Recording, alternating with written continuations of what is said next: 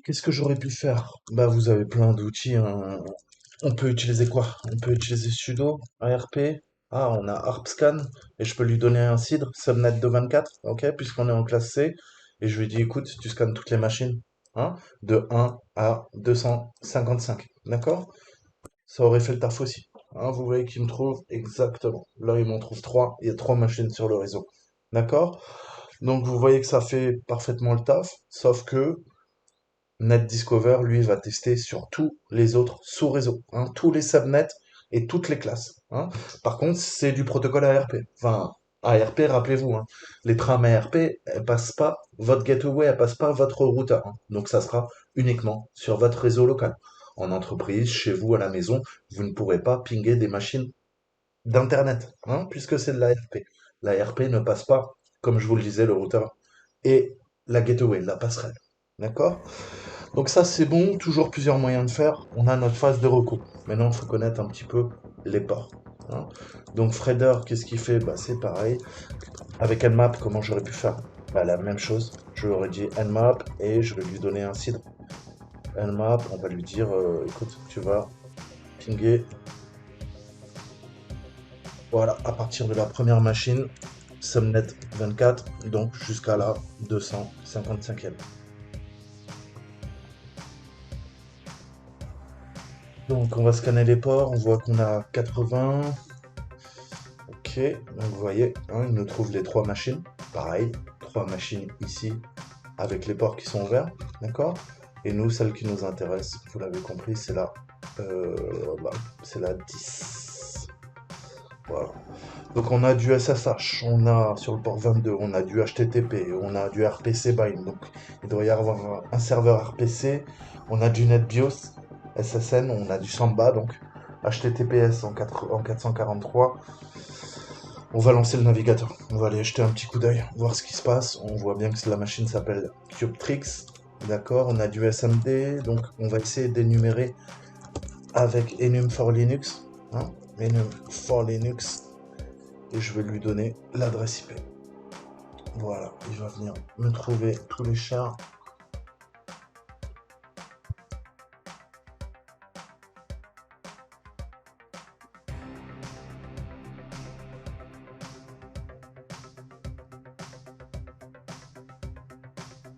Donc on voit tout ce qu'il nous a énuméré.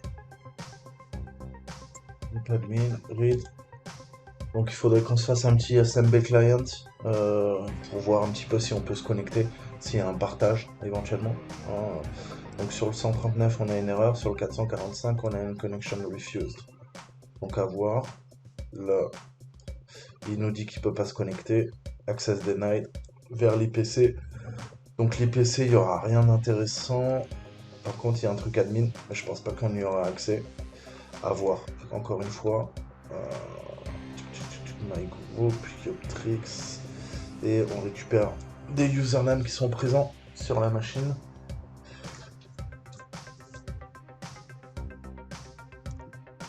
On va voir un peu ce qu'il y a là-dessus.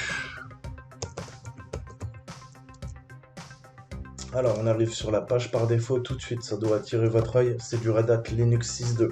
Ok, je le mets dans ma tête ou je le note. On a un serveur Apache également, d'accord? On a un serveur Apache, mais je connais pas la version du serveur Apache. Qu'est-ce que je peux faire? Qu'est-ce que je peux faire? Je peux me balader, hein, me balader, et éventuellement quoi? Passer maintenant cette fois-ci en HTTPS, hein, sur le port 443.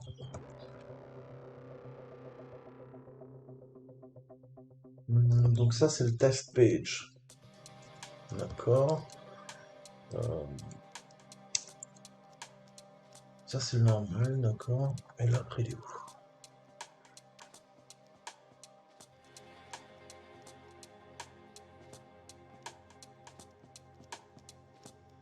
Alors, parce que j'ai déjà dû le faire, il vous dit que le TLS a un problème et qu'il tourne en version 1.0, 1.1. Le problème, c'est qu'il y a des failles là-dessus. Ça veut dire que le serveur est obsolète et qu'il tourne avec un SSL. On a un mode SSL d'ailleurs qui est totalement obsolète, hein. Il y a une faille là-dedans, on va essayer de l'exploiter.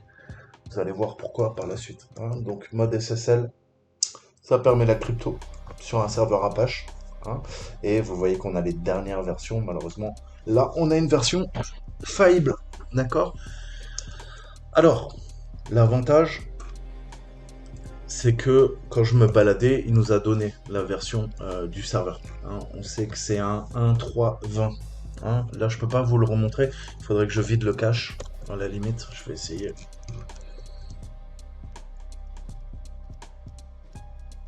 Je vais essayer de vous le trouver. Si je fais une erreur, je crée une erreur. Hein. Je charge toto.php. Le fichier n'existe pas. Mais vous voyez que en provoquant l'erreur, je récupère la version de l'Apache. Hein, c'est un 1.3.20. Donc là, ça devient intéressant puisqu'on va commencer à chercher des failles publiques. Alors, on va aller voir le scan. Donc, ce qu'on disait, on a du SSH, un serveur RPC, SSL, et on voit que voilà, il y a plusieurs chiffrements qui sont utilisés hein, au niveau du cipher. Bad request.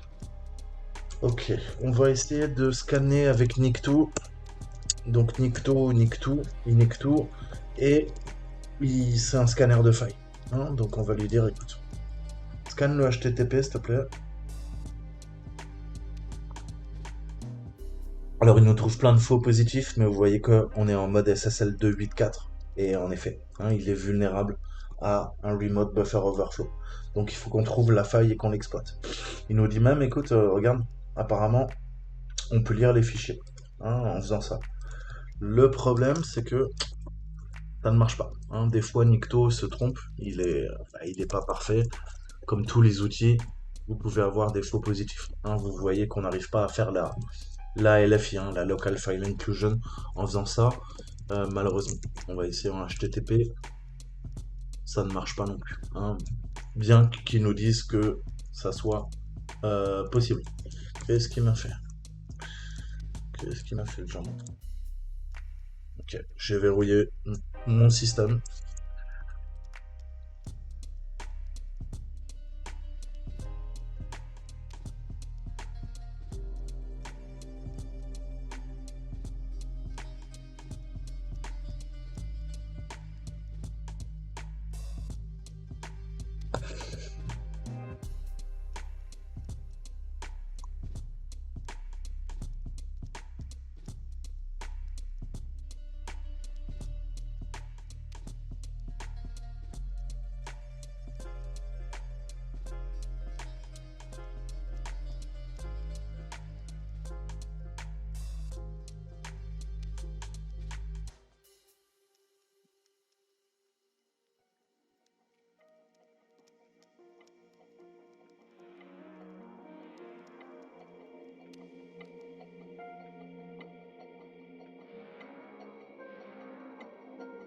Donc il nous dit, hein, la version d'Apache outdated, obsolète, il y a peut-être moyen de faire une XSS. Qu'est-ce qui nous intéresse? On a la version, on sait que c'est du Red Hat, hein, on a le mode SSL en 2.8.4 et l'OpenSSL. Donc il faut essayer de trouver ce qui nous intéresse. On va commencer à rechercher les failles petit à petit. Alors, search spot. Ok. Donc on va faire séquentiel. OpenSSL. Il nous trouve rien. Si je mets OpenSSL tout court, là il nous trouve pas mal de choses. Alors, c'est un OpenSSL en 0.9.6b. 0.9.6b. Alors, 0.9.6b, bah là on y est. Ah oui, non, 0.6. 0.9. On voit là qu'on a 3 exploits hein, sur le mode SSL. On va essayer de compiler tout ça.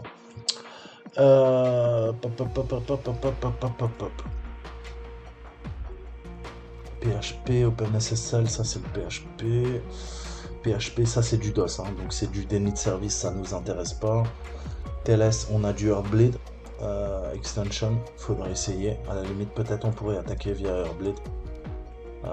Faudra regarder. OpenSSL null pointer, ça c'est du DOS. Hein, vous voyez, nous ce qui nous intéresse c'est le remote. Hein, le remote pour gagner un accès, vous l'avez compris, remote. Alors, qu'est-ce que je peux faire? On a un shellcode? Non. On va essayer d'abord, qu'est-ce qu'on peut faire? Heartbleed. On va essayer de se localiser le script. Alors, on va faire un locate parce que c'est pas le chemin absolu. Vous lui donnez ça, là il vous donne le chemin absolu.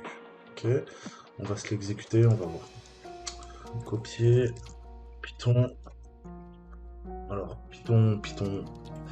Alors, vous voyez que ça passe pas en Python 1 ou 2, on va passer en Python 3. Pareil, il aime pas. Alors, si je lui précise rien, est-ce qu'il y a un shibam? Pareil. Donc, il va falloir retravailler notre script. Missing parentheses in call to print. Ok, c'est quelle ligne? Ligne 48. Ok. Sudo nano L.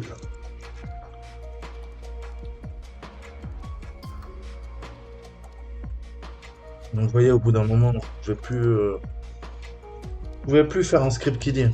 C'est bien d'exécuter les scripts des autres, mais après, il faut les corriger. Hein. Là, on va voir un petit peu. Alors, je n'entrerai pas dans les détails cette fois-ci de la faille complète, hein, puisque sinon la vidéo ferait des heures.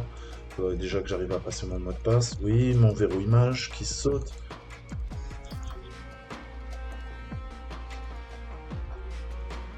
Ok. Donc, il utilise de bin et on a dit 41. Là, c'est son print. Qu'est-ce qu'il m'a dit?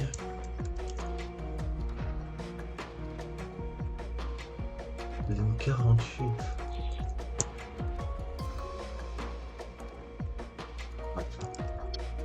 Qu'est-ce qu'il a mis? Oh.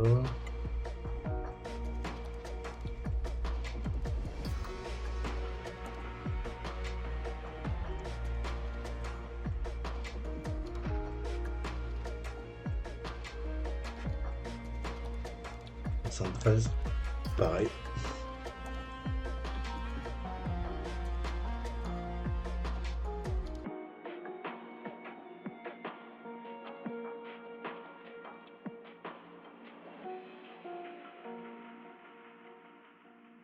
« 18. Bon, je vais toutes les faire, il faut que je check. Ligne par ligne, tous les prints, ils sont foireux. Alors, print, pareil. Voilà, qu'est-ce qu'il print? Il print ça, receive message, t'as le dire. Ok, il referme.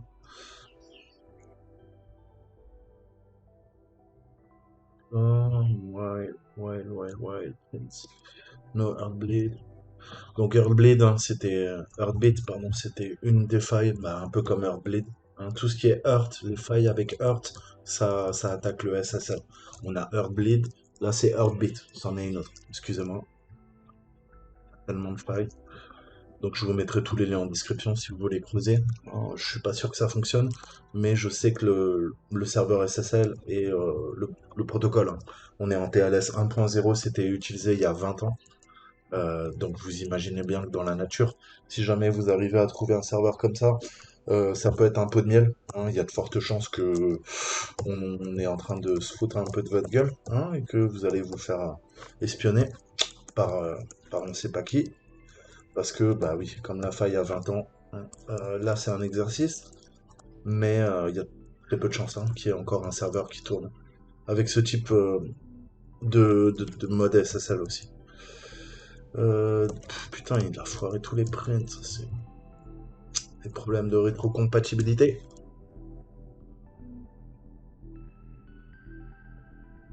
Parce qu'ils ont décidé que sous Python 3, eh ben maintenant il fallait mettre des parenthèses.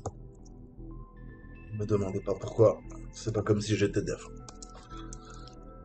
Alors, ah, en plus il y en a quoi. Et une fois que je vais régler ça, vous allez voir que il va y avoir un autre problème.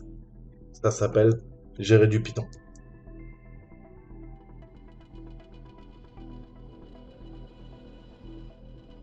Ok, on a notre mail, ça passe. Allez, alors, decode, encode. Est-ce que je peux le passer aussi? Python 3. str object, pas d'attribut decode.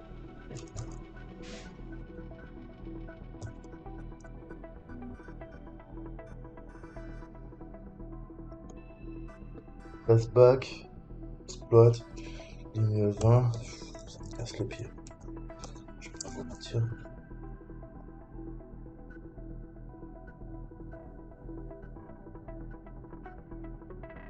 Ah, en Python 2, ça passe. Alléluia. Donc c'est du 2014. On va tester. Donc le port c'est du 443 et la machine.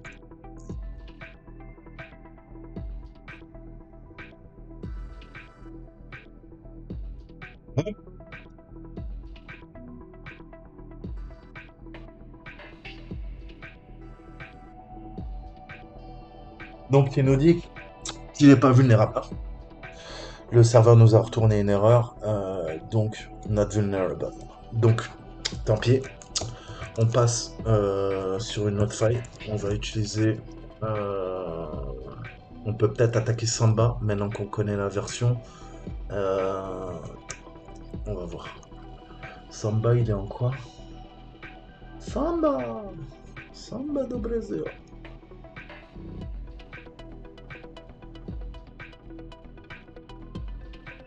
Donc on sait que c'est un Red Hat Linux, d'accord? On a du mode SSL en 2.8, OpenSSL, et c'est du A1320. On va tester quelque chose. On va se lancer MSF console, Metaspot.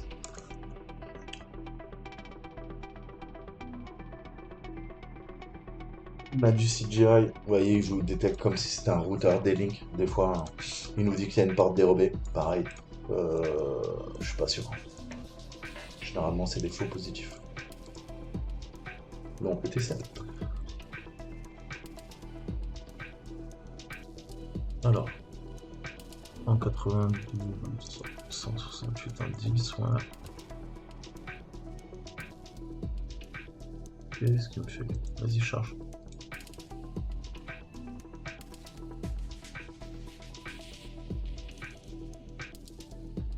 Ok, je sais pas ce qu'il me fait, bug. Non, il n'arrive pas à charger. Ça se met à PHP. File SRC, qu'est-ce que je peux faire? LS? Non, ça passe pas, on peut pas faire de l'injection de commande. Alors, c'est file source, ETC, passe VD. Ça passe pas. Vous voyez, hein, ça c'est des faux positifs. En même temps, j'en ai deux là. Ok. Ça passe toujours pas. On va tester avec les deux barres comme il nous avait dit. Ça passe toujours pas. Donc vous voyez, hein, il nous dit il y a du WordPress, il n'y a pas de WordPress. Nikto peut se tromper. C'est à vous après d'épurer et de tester les failles les unes après les autres. D'accord? Donc, qu'est-ce qu'il nous reste? Il nous reste, il nous sert du Samba. Samba Linux. Qu'est-ce qu'on a? Je vais passer en plein écran. Alors, on peut énumérer Linux Gather Configuration Samba. Qu'est-ce que je peux faire? Pipename Linux Exploit Samba. Ça date de quoi? Ça date de 2010. Là, on a un lesson if. On va tester celui-là. On va voir. 2007. Ouais, à mon avis, non. Celui-là, 2003. Encore plus vieux, quoi. Transopen. Mais on voit qu'il est. Allez, on va essayer. On voit qu'il est pour Linux et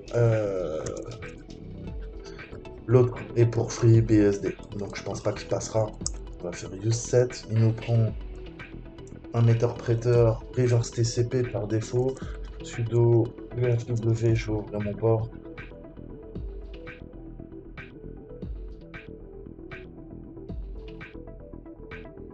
Il est déjà ouvert. Option 444, ça c'est ma machine. Il faut lui donner l'autre machine 7G host. On va utiliser une variable globale, comme ça j'aurai pas à la changer. C'est la 10, hein, si vous vous rappelez bien. On va tenter. Il pousse le buffer overflow. Voilà.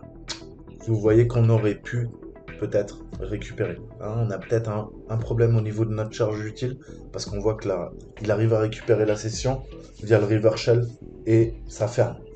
Donc, Ça, quand vous avez cette erreur, c'est soit que le payload euh, n'est pas égal à quoi? À la charge utile, au stager en fait, hein. Quand je dis charge utile, au stager, ou stageless, hein. Donc il y a un problème, vous voyez, session 4 is not valid, will be closed. Donc ça, c'est soit un problème de payload qui est pas égal à la charge utile militarisée, donc ça fait un conflit, hein. Soit il y a un problème, c'est pas le bon OS, ok? Soit c'est un bug et tu peux rien faire, hein, à part modifier toi-même l'exploit. D'accord? Commencer à crafter l'exploit pour l'adapter. D'accord? Donc je pense que ça donnera rien, mais on peut refaire un back, on peut essayer avec celui de FreeBSD, mais je crois pas trop. Samba Linux, je vais taper Windows 6 option run ou exploit.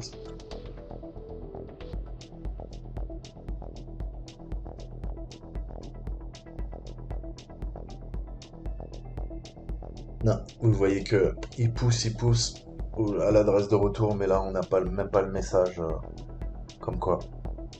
Donc là, on voit que l'exploit est totalement inefficace. Il va tester toutes les plages, ça ne sert strictement à rien. On est en train de perdre notre temps. Donc le trans to open, c'est dommage. On aurait pu récupérer la main, mais là, visiblement, c'est pas le cas.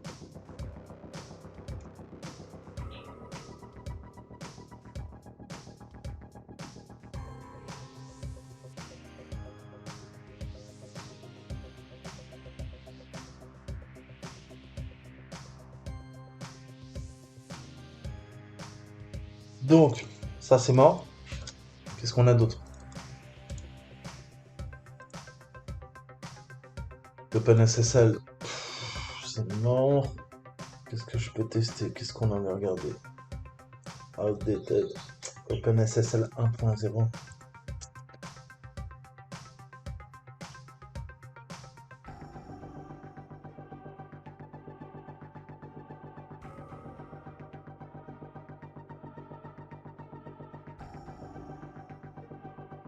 Donc cela, celui qui marche, mais il faut le crafter. Il faut le crafter. Donc ça, c'est un déni de service. Ok. TLS Bleed, c'est celui que j'ai testé, que j'ai modifié. Cypher Decrypt, Remote Client. Donc le reste, c'est du DOS. On s'en fout. Alors, il nous reste quoi? Il nous reste plus que le mode SSL. Essayer de l'attaquer.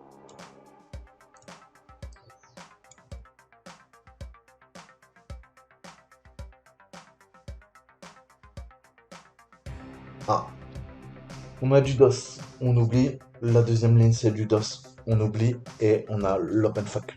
Hein. Donc l'OpenFuck, j'ai compilé. Ça a été très compliqué parce que bah, l'exploit, donc c'est du C. Sauf que il faut ajouter plein de librairies pour que ça fonctionne.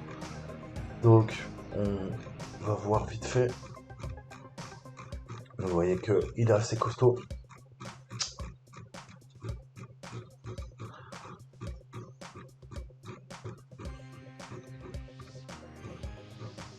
Voilà. Donc vous voyez, nous, ce qui nous intéresse, donc grosso modo, hein, il est en train de, hein, en bas niveau, vous voyez là, il est en train de jouer sur bah, les registres, hein, tout simplement, pour faire le buffer overflow. Il va faire des séries de A pour dépasser la mémoire tampon. Donc là, ça c'est en bas niveau, hein. Je vous laisserai regarder le code si vous êtes à l'aise. Nous, ce qui nous intéresse, vous voyez qu'on a des codes pour chaque distribution. On a vu qu'on est en Red Hat, hein. Donc, euh, il faut lancer le programme et voir un petit peu. Donc je l'ai compilé. Non, je ne l'ai même pas compilé, je vais le recompiler. GCC et le créateur de l'exploit vous dit, donc je l'appelle OpenFog, je lui demande de compiler avec nous le compiler, putain, le GNU compiler, le compilateur GNU et Lcrypto, hein, c'est l'option qu'on lui donne, c'est ce qu'il y a tout en haut. Si vous regardez bien, il vous le dit. Putain, je sais même pas où aller ma barre. Comme délire. Bugué, c'est en train de me saouler. Bon, on va remonter. Non, je peux même pas. On va faire un. Attends. Head. head sur 764. Voilà, il vous le dit. Hein? Compile with this command. Ok? Alors, moi, il s'appelle 764, hein, le fichier en C. Il s'appelle pas OpenFOC. Voilà, mais ça va nous générer notre programme. Il compile. Voilà. Donc là, vous voyez que vous avez quoi? Vous avez plein d'erreurs. Ok? Ça génère des erreurs, donc il faut trouver des solutions pour solutionner le problème, tout simplement. D'accord? Donc,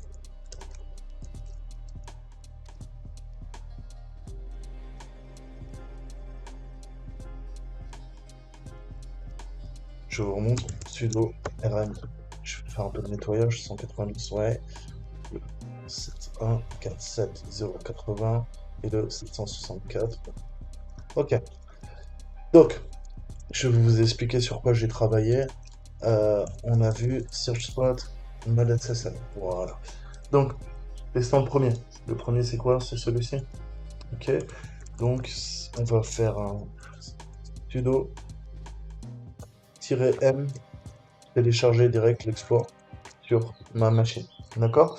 Et je vais lui dire, je veux le 21671. D'accord? Il le trouve pas. Vous le dites. Bon. Est-ce que j'ai mis? Ouais. 21671. Ok? Là, il vous le télécharge. D'accord? C'est un moyen de télécharger directement sans passer par le locate comme j'ai fait tout à l'heure. Donc là, on a notre fichier en C. Ok, reprenons, je recompile.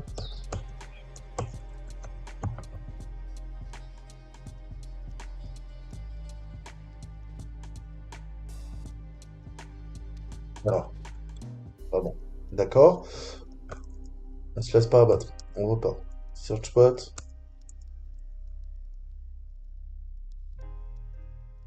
On va faire séquentiel. 164. Ok. Le nouveau 764. Je l'avais modifié. Je relance. Compilation avec. On a trois fichiers en C en fait. Hein. Erreur. D'accord? Pas cool. On commence. Dernier. Mode SSL. On a un deuxième overflow, c'est le 47080. Enfin, un troisième overflow. Vous voyez qu'on a trois beaufs hein, pour le mode SSL en 2.8.7. C'est trois-là, en fait, qui nous intéressent. Hein, si vous suivez pas. Donc, SearchPot, on va faire un sudo, puisqu'il doit écrire -m, et cette fois-ci, c'est le dernier, c'est le 47080. Ok, j'essaie de compiler le 47080.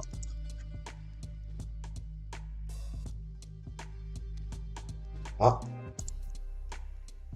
ah, LD return.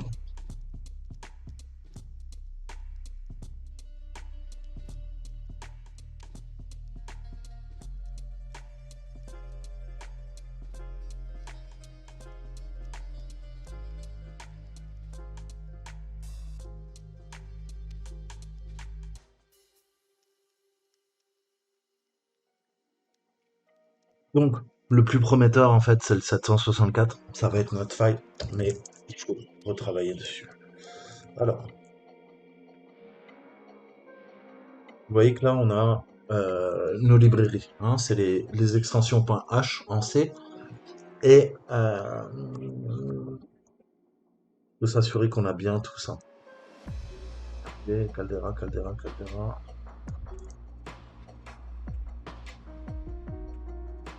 Alors, on va voir les erreurs qui nous gênent. On repart de zéro, on se laisse pas abattre. Donc j'ai dit quoi? GCC open et on a dit 764. Donc qu'est-ce qu'il nous dit? Il nous dit que RC4 il y a une erreur. Hein, il nous dit MD5 il y a une erreur. Ok? Ok. Donc ça veut dire quoi? Ça veut dire que il n'y a pas les librairies. Donc il faut les ajouter. Ok? Donc on lui fait quoi? On lui fait un include. OpenSSL et MD5.h. D'accord? Deuxième, include. Donc ça, tout ça, c'est les chiffrements et les H. Hein. OpenSSL, RC4, H. Ok. Est-ce que ça fixe une partie de nos erreurs de compilation? Ah, on voit que ça a changé. On a SSL2. SSL2, SSL2, finished, undeclared. Alors, est-ce qu'on peut pas faire la même chose?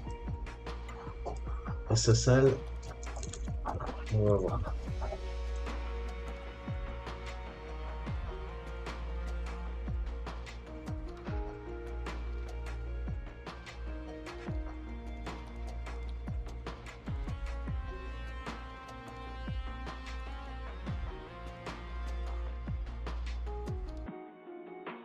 Bon, ça ne règle pas notre problème. RC4 clean, L2, SSL2. Donc il faut qu'on troubleshoot tout ça. Là on a un unsigned car, c'est pas bon. Problème au niveau du pointeur, au niveau de son type. Problème là au niveau du X109. Alors exclu X109. X109 si X509 il est là. Celui-là, vous avez vu que ça sert à rien. C'était pour vous montrer. Hop. Ok, donc il faut qu'on trouve la solution.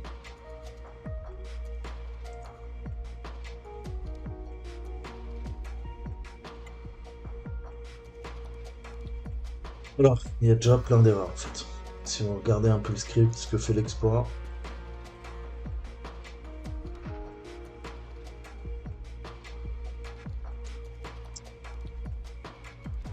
Alors, à un moment, il fait un W4. Il va récupérer une archive, ok.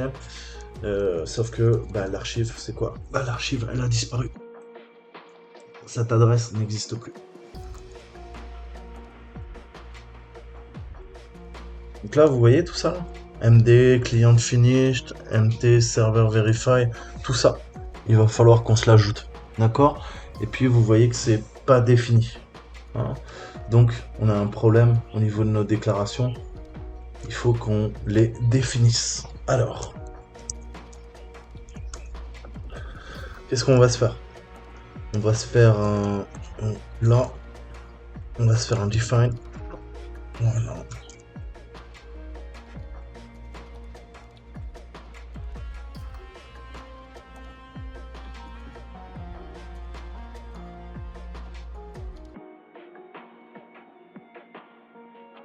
Donc vous voyez que vous avez le Linux Man Page, vous avez l'OpenSSL pour gérer justement tout ça. Et si on lui définit tout ça, vous allez voir que ça solutionne justement nos define qui manquaient. C'est pour ça qu'on avait toutes ces erreurs. Je recompile. Ah, on a encore MT server verify.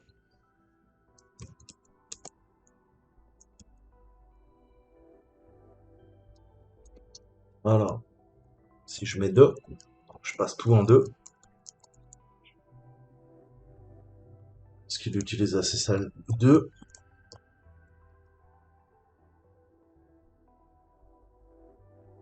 Ok. Vous voyez que on a solutionné nos erreurs. Une partie. On a encore le SSL de max ID length. Ah putain, on n'avait pas manqué.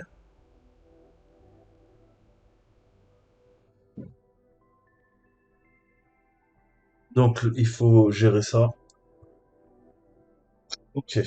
Maintenant, la normale, dev.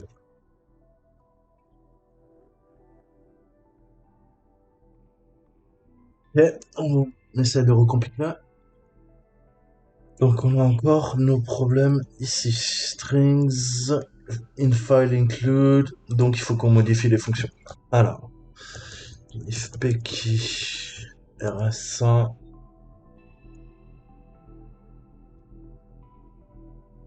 Là ça merde. On va commenter ça. On va ouvrir la boucle autrement. Alors, on va lui faire un if evp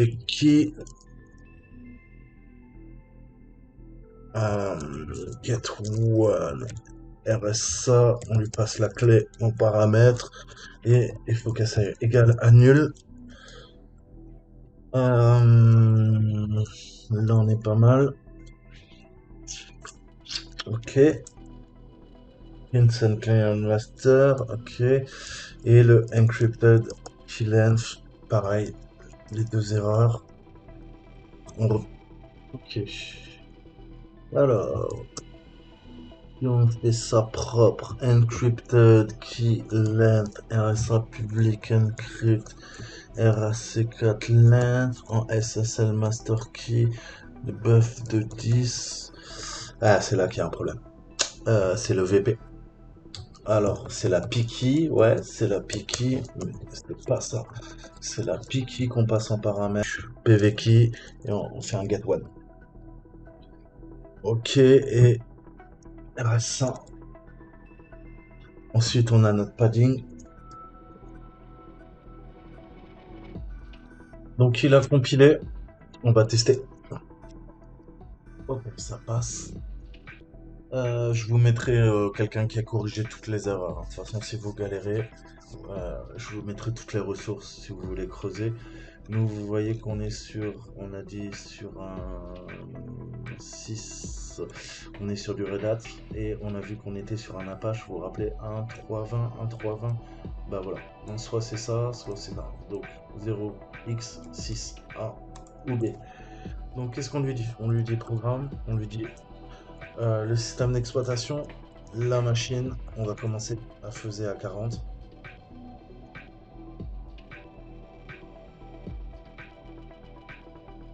Ça passe pas, goodbye. On essaye à 50.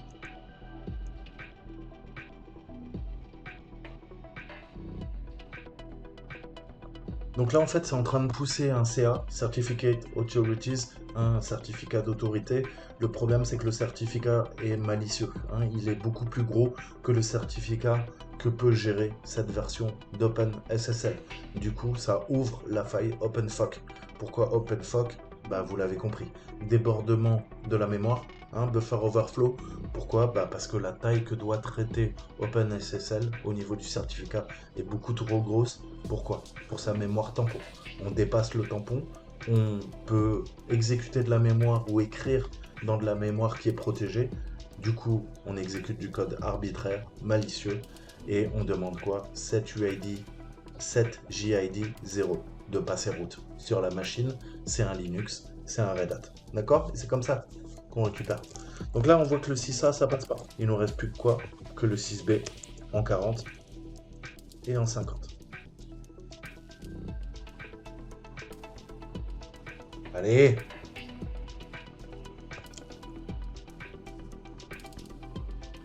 Donc, on arrive sur la machine, on est par route. Ah, vous voyez, donc, ah, c'est pas parfait.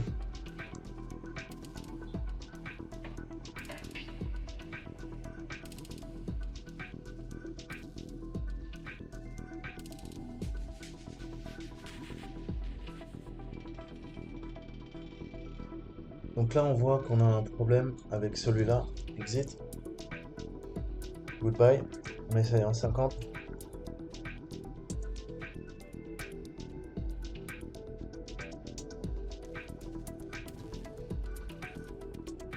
Toujours Apache, ça nous fait pas, on n'est pas route. Donc, eh ben, on va venir récupérer l'exploit, hein, qui a été corrigé et on va voir lui ce qu'il a fait. Si ça change quoi que ce soit. Donc il s'appelle OpenLock, comme vous l'avez vu. Donc on va RM le OpenFOC et on va compiler OpenLock. Alors, OpenFOC, au revoir. CD OpenLock, ls, donc sudo gcc. Ouais, sauf que c'est une FOC.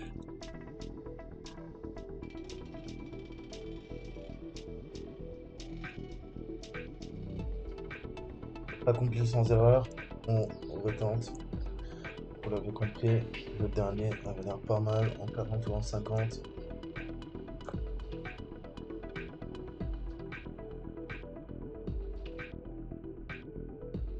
Et là, il récupère quoi? Il récupère le vrai fichier. hein. En fait, le problème, c'est l'adresse dont je vous parlais. Le pitch race. S'il n'y a pas le pitch race, vous n'avez pas le route. C'est aussi simple que ça, en fait. Vous voyez que ça prend beaucoup plus de temps là. Là, il récupère le pitch race, le Kmod, le C, le compile et il l'exécute sur la machine. On attend le switch, ok? C'est en train d'exécuter le shellcode en mémoire, de faire le buffer overflow, et dès que il y aura l'écriture, bah on va passer l'utilisateur en set UID 0, set JID 0, c'est-à-dire route.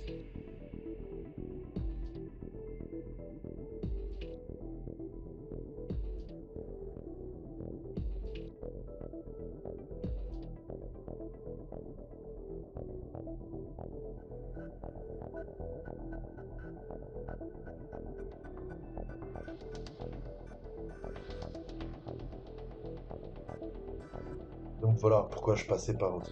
Donc là, on voit que ça bloque. Qu'est-ce que je peux lui dire? Là, je lui dis, écoute, tu tasses sur le port 80. Hein? Essayons HTTPS. On a vu que le SSL, il est sur quoi? Ça peut pas marcher. Là, je suis en train d'attaquer le port 80. Si je rajoute 443, le bon port. D'accord? Goodbye. Là, il nous jette. D'accord?